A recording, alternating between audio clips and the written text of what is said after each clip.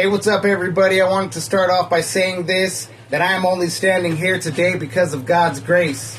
Without Him, I wouldn't be alive, and I certainly would not be free. Just a few years ago, my life looked very different. Addiction had taken control of me, and I dug myself into a grave that was so deep that I didn't even think that I would ever be able to climb out.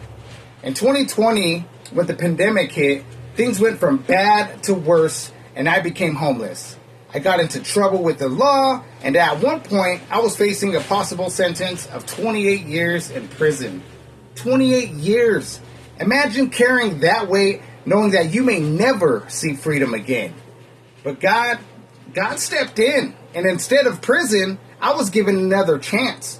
I was placed in a reentry program, and that's when the rebuilding began.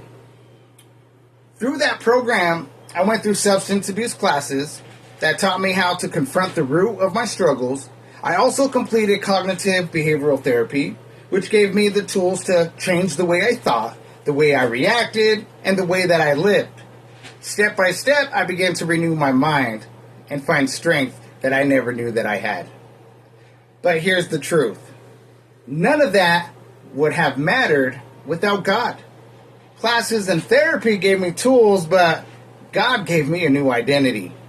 The old me, the addict, the broken man that was in chains, the prisoner, he no longer exists. In Christ, I've been made new, redeemed, and restored. This journey has not been easy. Recovery is not a straight path. It's a daily fight. But today, by the grace of God, I can honestly say that I have been clean for almost 4 years.